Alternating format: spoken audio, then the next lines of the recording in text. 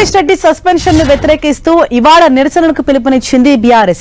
రాష్ట్ర వ్యాప్తంగా పార్టీ శ్రేణులు నిరసనలు చేపట్టాలని కోరింది. అంతేకాదు ప్రభుత్వ దిష్టి బొమ్మను దహనం చేయాలని అధిష్టానం పార్టీ శ్రేణులకు పిలుపునిచ్చింది. దీంతో ఆందోళనకు సిద్ధమయ్యారు బీఆర్ఎస్ శ్రేణులు.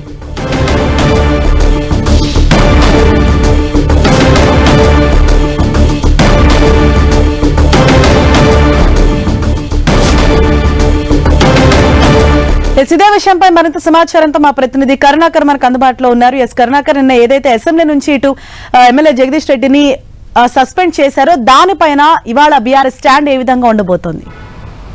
బీఆర్ఎస్ నిన్న అసెంబ్లీలో జరిగిన ఘటనపై బీఆర్ఎస్ పెద్ద ఎత్తున ఆందోళన వ్యక్తం చేస్తోంది. బయట ప్రశ్నిస్తుంటే అరెస్ట్ చేస్తున్నారు, అసెంబ్లీలో ప్రశ్నిస్తుంటే సస్పెండ్ చేస్తున్నారని చెప్పి నిన్నంతా కూడా బీఆర్ఎస్ శ్రేణులు కావచ్చు, బీఆర్ఎస్ నాయకులు పెద్ద ఎత్తున ఆందోళన చెందిన విషయం చూస్తున్నాం. నిన్న అసెంబ్లీలో బీఆర్ఎస్ ఎమ్మెల్యే మాజీ మంత్రి జగదీష్ రెడ్డి సస్పెన్స్కి నిరసనగా ఈ రోజంతా కూడా రాష్ట్ర వ్యాప్తంగా ఆందోళన చేపట్టాలని చెప్పి బీఆర్ఎస్ పార్టీ నిర్ణయించింది. ఈ మేరకు రాష్ట్ర వ్యాప్తంగా నిరసన కార్యక్రమాలు చేపట్టాలని చెప్పి నిన్న BRS party working president KTR పిలిపించిన పరిస్థితి. ఈరోజు ఉదయం నుంచి కూడా రాష్ట్ర వ్యాప్తంగా ఆందోళనలు కొనసాగుతున్నాయి. ఈ నేపథ్యంలో ప్రభుత్వ దిష్టిబొమ్మను దహనం చేయాలని చెప్పి కేటీఆర్ పిలుపునిచ్చారు. కాబట్టి ఈ కార్యక్రమం విజయవంతం చేయాలని చెప్పి ఇప్పటికే బీఆర్ఎస్ శ్రేణులకు నాయకులంతా పిలుపునిచ్చారు.